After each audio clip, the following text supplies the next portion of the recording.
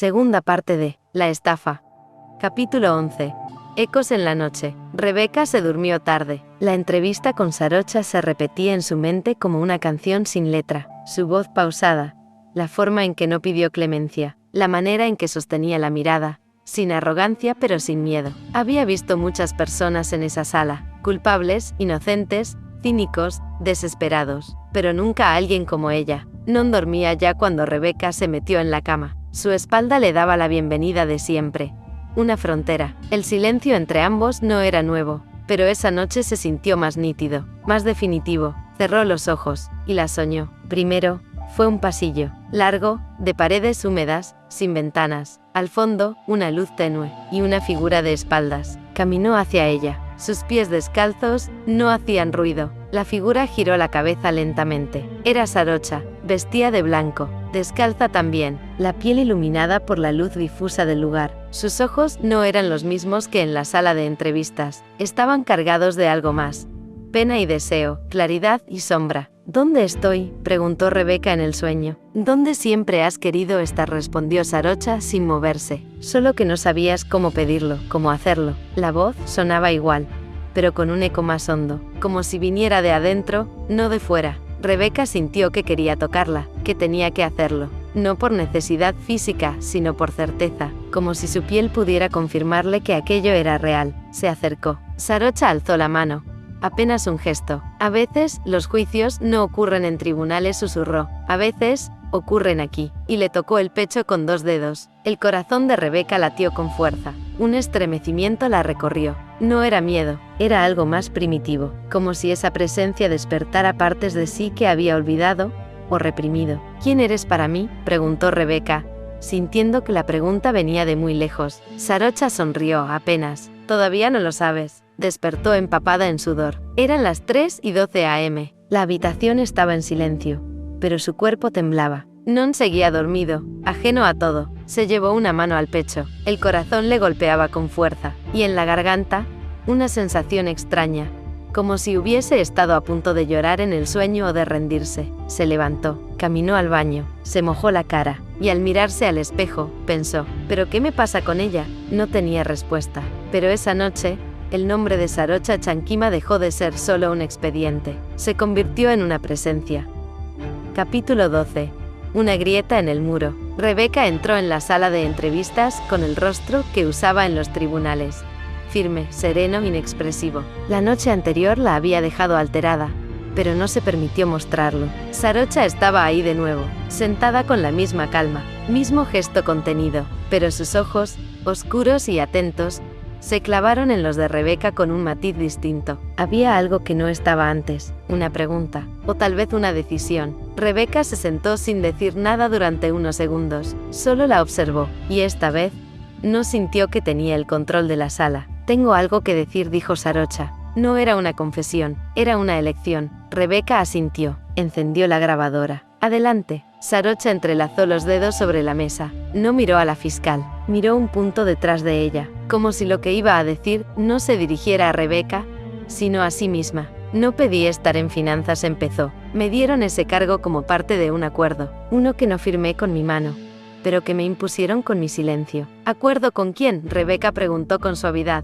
Con mi suegro, el señor Jensen. Él salvó la empresa de mi familia, pero pidió algo a cambio. ¿Qué? Que me casara con Amanda, y que asumiera la dirección financiera del grupo Jensen. Rebeca no respondió, solo la miró. Mi padre estaba al borde de la quiebra, continuó Sarocha. Aceptó sin dudar. Amanda no fue honesta. Ella manipuló todo. Quiso atraparme desde que tenía uso de razón. Lo logró. Me casé con alguien a quien nunca amé, y firmé documentos que me entregaban listos, preparados, con todo aparentemente en regla. Y no sospechó. Sí, pero ya era tarde. Si hablaba, arrastraba a mi padre, a mi apellido, a mí misma. Y no soy mártir. Solo me quedé, resistiendo, hasta ahora. Por primera vez, Rebeca sintió una punzada, no de duda, sino de certeza.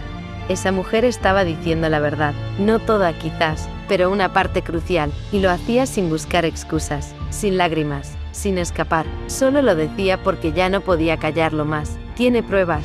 No, solo las palabras que nadie quiso oír antes. El silencio se hizo espeso entre ambas. La grabadora seguía encendida, pero el aire parecía más íntimo que nunca. Rebecca bajó la mirada hacia sus notas, pero no escribió. No podía, porque algo se había roto, una grieta. Pequeña, sí, pero irreparable. Horas después, en su despacho, Rebecca volvió a escuchar la grabación, 1, 2 y 3 veces. Observaba las pausas, el tono de voz, las frases que no estaban en los informes ni en los documentos. Me casé con alguien a quien nunca amé. La frase le dolió, no por lo que decía de Sarocha, sino por lo que le recordaba a ella misma. ¿Qué tan distintas eran, realmente? Aquella noche, Rebecca abrió el expediente de nuevo, pero no lo leyó. Solo dejó que el rostro de Sarocha en la foto se quedara frente a ella, firme, inquebrantable, silencioso, y supo, sin decirlo, que el juicio más difícil ya no era el legal, era el interno. Capítulo 13. Los Jensen contraatacan. Las paredes de la fiscalía solían parecerles sólidas, predecibles, inmutables. Ese día, sin embargo, Rebecca las sintió porosas, como si alguien las hubiese atravesado con sus dedos manchados de poder. Fue convocada a una reunión de urgencia con su superior directo, el fiscal regional. No era algo común, pero tampoco alarmante, hasta que vio quién la esperaba también en la sala. El señor Jensen vestía un traje gris claro, sobrio y caro. Sonreía con esa cordialidad afilada que usan los hombres que creen controlar el tablero. Fiscal Armstrong, gracias por venir con tan poco aviso, dijo el fiscal regional. Demasiado amable. Rebecca saludó, manteniendo su rostro neutro. ¿De qué se trata? El señor Jensen, como usted sabe, es un colaborador habitual de distintas iniciativas estatales. Tiene algunas preocupaciones sobre cómo se ha llevado su investigación. Sobre el caso Jensen, exactamente. Jensen se acomodó en la silla, cruzando las piernas con lentitud. Sus ojos eran 2 fragmentos de hielo. Mi familia está comprometida con la transparencia, fiscal Armstrong, y también con el orden. Últimamente, he notado cierta desviación en el foco de la investigación, y me preocupa que las decisiones personales interfieran con la justicia. Rebecca no parpadeó. ¿Está insinuando algo? No, estoy advirtiendo. Está dedicando mucho tiempo a alguien que ya ha sido identificada como la principal responsable de un fraude millonario. No queremos pensar que su empatía le impida ver los hechos, o peor aún, que termine comprometiendo la credibilidad de esta institución. El fiscal regional intervino con una sonrisa que era más una mordaza.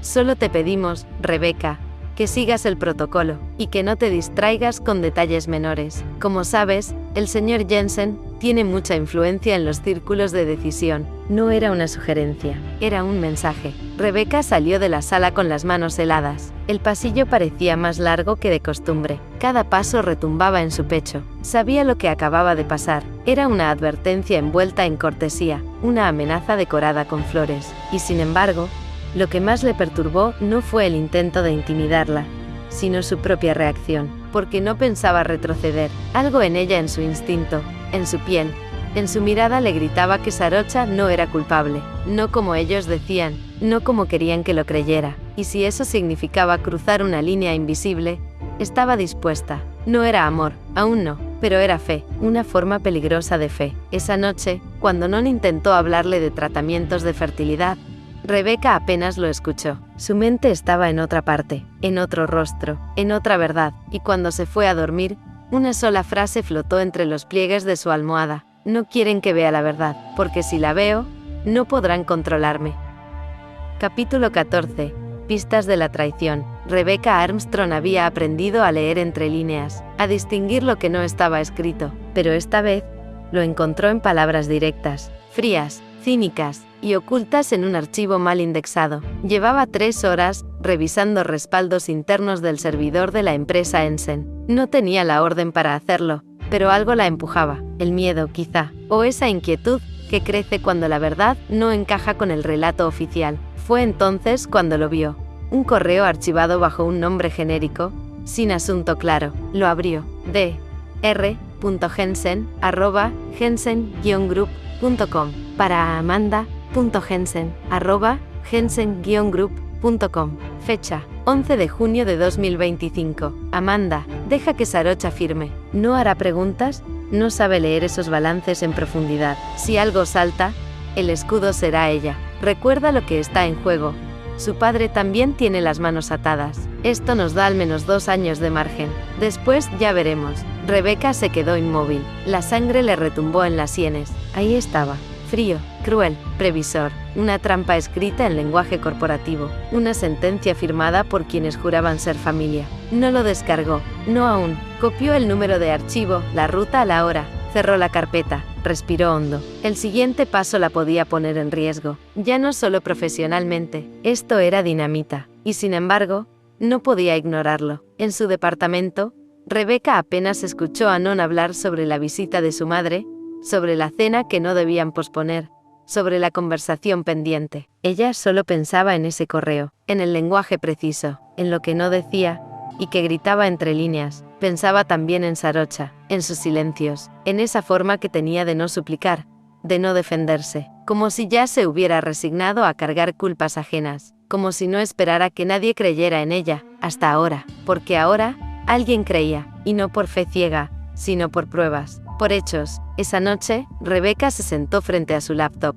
Abrió una nueva carpeta privada y empezó a redactar un informe no oficial, uno que no enviaría aún, pero que empezaba con una frase contundente. Sarocha Chankima no actuó sola, y tal vez, no actuó en absoluto. Al terminar, cerró la tapa con cuidado, y por primera vez en semanas, sonrió, no por victoria, sino porque por fin, la verdad había dejado de estar completamente oculta.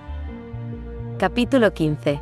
El abogado fiel. Non siempre había creído que el amor era una forma de constancia, de saber dónde está el otro, qué quiere, a qué hora llega. Amaba la estabilidad, el silencio predecible después del trabajo, las rutinas que otros llamaban aburridas. Por eso, lo notó de inmediato. Rebeca ya no estaba ahí, aunque siguiera sentada frente a él. No era solo que se acostara más tarde, o que ocultara la pantalla del computador cuando él se acercaba. No era solo que ya no discutieran, era algo más sutil, más peligroso. Se había vuelto ilegible. ¿Tienes un nuevo caso?, preguntó una noche mientras cenaban. Estás distinta. Es el mismo del fraude tributario, respondió ella, sin mirarlo. Llevas semanas con eso. Pareces más involucrada que de costumbre. Rebeca no respondió de inmediato. Solo jugó con el tenedor, ordenando los restos de la ensalada, como si buscaran una forma secreta de escapar. Es un caso complejo, dijo por fin. Hay cosas que no cuadran, y la presión es fuerte.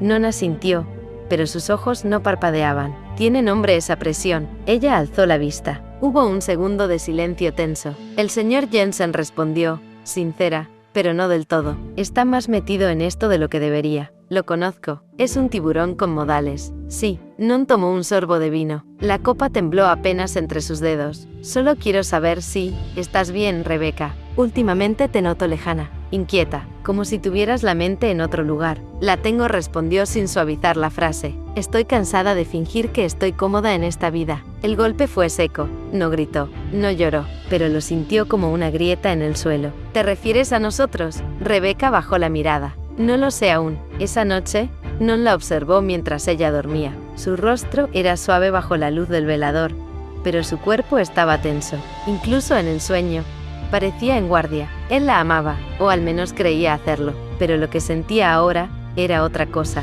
Miedo, y un presentimiento que no sabía cómo nombrar. Ese caso no era solo trabajo, no era solo justicia, era algo más. Y Non Ratchanon, el abogado fiel, sabía reconocer una amenaza.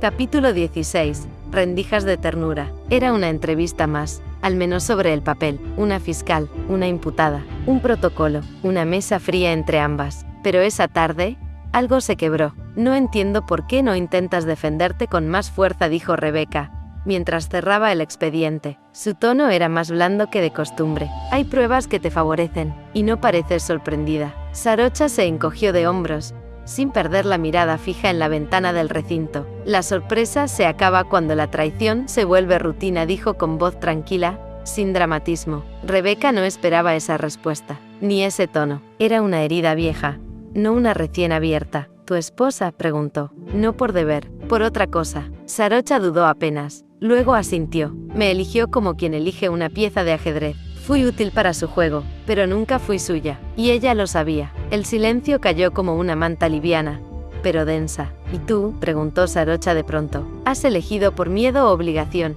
Rebeca no respondió de inmediato. Se sintió desnuda en esa sala donde solía tener el control, y sin embargo, no se sintió amenazada, solo expuesta. como si por primera vez alguien la viera sin disfraz. A mi esposo, dijo al fin, bajando la voz. Me casé para escapar, para castigar a alguien que estaba equivocado. Me castigué sola. Sarocha giró lentamente el rostro hacia ella. Sus ojos no buscaban consuelo, solo comprensión, y la encontró. Somos más parecidas de lo que parece. Rebeca asintió. No sonrió. No podía, pero algo se relajó en sus hombros. Un gesto, una leve inclinación hacia adelante. El roce fugaz de las yemas de los dedos al pasarse una pluma. Un contacto que no era físico, pero sí real. Sarocha no la tocó, pero Rebeca sintió que lo hacía, como si una mano invisible la envolviera con una ternura inexplicable. Al salir de la sala, Rebeca sintió el aire distinto, y por primera vez en años, no deseó volver a casa. No porque le temiera a Non, sino porque, sin saber cómo, empezaba a sentir que su casa estaba en otro lugar, o tal vez en otra persona. Capítulo 17. Riesgo ético. Rebeca no pensaba en salvarla, no conscientemente, pero algo en ella, quizá sus manos, o la forma en que su cuerpo tembló al oír el nombre de Amanda Jensen, se movió antes que la razón. La reunión con la fiscal regional había sido tensa, había presión, mucha, y venía de arriba. No quiero que el apellido Jensen salga salpicado en esta investigación, dijo la mujer de traje oscuro, sin levantar la voz, pero con el tono afilado como un bisturí. Rebeca apretó la mandíbula. Los documentos apuntan a él, dijo, y tú sabes que los documentos a veces se escriben para desviar la mirada, respondió la otra. Entonces prefiere que acusemos a una inocente. Prefiero que pienses en tu carrera. Silencio. Horas después, Rebeca releía el correo que había encontrado semanas atrás, uno que exoneraba sutilmente a Sarocha. Un intercambio entre dos directores menores que reconocían haber usado su firma, sin informarles sobre ciertos movimientos financieros. Era débil como prueba, pero lo suficientemente sugerente para detener una orden de arresto. No lo había incluido oficialmente en el expediente. No aún, no podía, pero sí se lo comentó en voz baja a un colega, uno de esos que también odiaba el sistema, uno de esos que filtraba sin remordimiento cuando algo le parecía injusto. No deberías contarme eso, dijo él, después de escucharla, pero si alguien más lo supiera, tal vez filtrarlo a la prensa pondría freno a Jensen. Rebeca no respondió, solo dejó una copia impresa sobre su escritorio, a la vista, y se fue al baño. 30 minutos después, el documento estaba en manos del periodista correcto, y la orden de detención contra Sarocha se pospuso, temporalmente. Esa noche, en su departamento, Non la observó mientras lavaba las manos con una intensidad inusual. ¿Estás bien? ¿Qué harías tú?, dijo Rebeca, sin mirarlo, si supieras que alguien inocente va a pagar por un crimen que no cometió. Non frunció el ceño. Tiene que ver con tu caso. Ella solo lo miró. No negó, no confirmó. A veces, ser abogado implica caminar sobre fuego, dijo él. Pero tú eres fiscal. Si cruzas la línea no hay vuelta atrás. Ella asintió, pero ya la había cruzado. Más tarde, en la soledad de su habitación, Rebeca pensó en Sarocha, en su voz pausada, en la dignidad de su silencio, y no se sintió culpable. Sintió algo más hondo, algo parecido a lealtad, y al saber estar haciendo lo correcto. Capítulo 18. Nita lo ve venir. La copa de vino temblaba en sus dedos, no por frío, no por nervios, por furia contenida. Amanda la observaba desde la cocina. Sarocha estaba sentada en el sofá, revisando algunos papeles legales que su abogado le había enviado. No alzaba la voz, no se quejaba, solo esa calma fría que en Amanda hervía como ácido. No me miras igual, dijo Amanda sin preámbulo. Sarocha no levantó la vista. Nunca te miré como tú esperabas. Silencio. La fiscal Amanda avanzó con la copa en la mano. ¿Te gusta? Sarocha cerró la carpeta con suavidad, luego levantó la mirada, lenta, directa. No te interesa si me gusta. Lo que te duele es que ella no te tema. Amanda apretó los labios. Ella no te conoce. No sabe lo que yo hice por ti. Lo que hiciste fue por ti, no por mí. La voz de Sarocha era de hierro envuelto en terciopelo. Me empujaste a este matrimonio, con la promesa de salvar a mi familia. ¿Y qué hiciste después? Me usaste como escudo fiscal. Me diste tu apellido,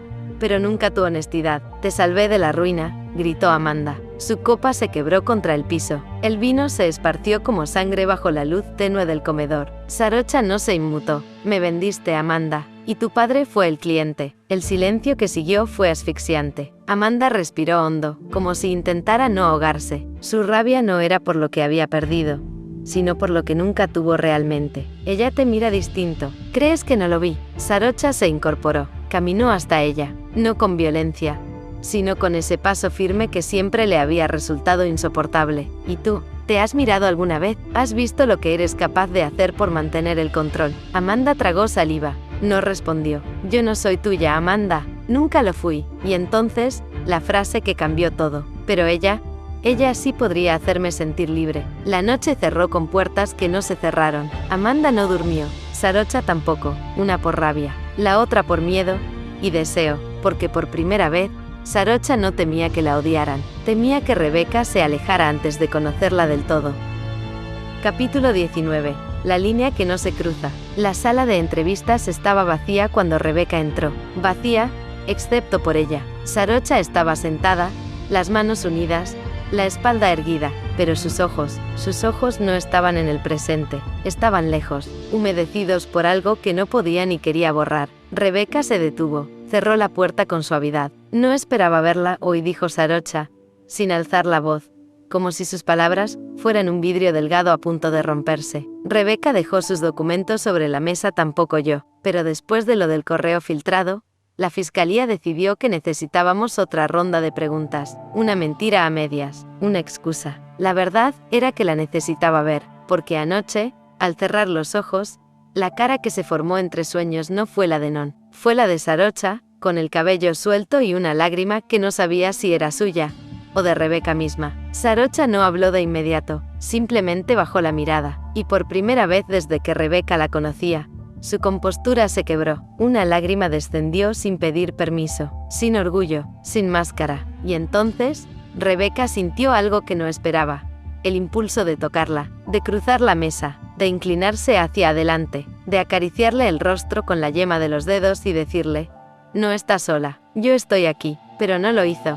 Sus manos se cerraron en puños sobre sus propias piernas. Su cuerpo tensó la espalda como si toda su fuerza estuviera concentrada en no moverse. Porque no podía, porque aún no, porque había una línea invisible, pero sagrada, entre lo que se desea y lo que se debe. ¿Quiere que paremos?, preguntó Rebeca finalmente. Sarocha negó con la cabeza, pero sin responder. Solo cerró los ojos. Otra lágrima. Mi madre murió cuando yo tenía 8, dijo de pronto. Siempre me enseñó que llorar era noble, hasta que me casé con Amanda. Desde entonces, cada lágrima fue usada en mi contra. Rebeca no dijo nada. El dolor tenía su propio lenguaje. Sé que cree en la ley, continuó Sarocha. Sé que quiere hacer lo correcto, pero lo correcto, a veces no es suficiente para sobrevivir. ¿Qué quiere decir? Sarocha alzó la mirada. Había en sus ojos algo vulnerable, pero también firme. Quiero decir que estoy cansada de sobrevivir. Solo quiero, una vez, sentirme a salvo. Y ahí estaba otra vez, el impulso. La mano de Rebeca se alzó apenas, un reflejo, un deseo, pero la detuvo a medio camino. Sus dedos quedaron suspendidos en el aire, como si buscaran un rostro que no podían tocar. Y Sarocha lo vio, lo notó. Tiene miedo, dijo. Rebeca no se defendió, solo bajó la mano, lentamente, como si le pesara más de lo que podía soportar. No de usted, respondió con honestidad. De mí misma. Hubo un momento, largo, inmóvil, peligrosamente íntimo. No se tocaron, no se dijeron nada más, pero algo se selló, una promesa muda, un reconocimiento tácito de lo que ambas sabían pero aún no estaban listas para aceptar. Cuando Rebeca se levantó para irse, Sarocha susurró: gracias por no cruzar esa línea. Aún no. Y Rebeca asintió, con el corazón latiendo tan fuerte que apenas pudo sostener la mirada sin temblar, porque la línea aún no se cruzaba, pero estaba marcada, y ambas sabían que algún día dejaría de existir.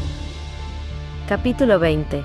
Conexión en la tormenta. La lluvia caía con furia contra los ventanales del departamento de Rebeca, como si intentara borrar las líneas de lo que era legal y lo que era necesario. Rebeca miraba la pantalla de su teléfono. El nombre de Sarocha brillaba en la libreta de contactos, como si siempre hubiera estado ahí, esperando ser pulsado. 22:34 horas. Demasiado tarde para una fiscal, demasiado personal para un llamado profesional, pero había algo en ella que no podía esperar al día siguiente. Tomó aire y presionó llamar. Sarocha contestó al tercer tono: fiscal Armstrong. Su voz sonaba adormecida o derrotada, tal vez ambas cosas. Hola, perdona que llame a esta hora, dijo Rebeca, sentándose al borde de su cama. No es sobre el expediente. Hubo una pausa, larga, pero no incómoda. Entonces, ¿sobre qué es? Rebeca no tenía una respuesta clara. Solo sabía que no quería colgar, quería saber cómo estás, dijo finalmente, con una sinceridad que la sorprendió. Al otro lado,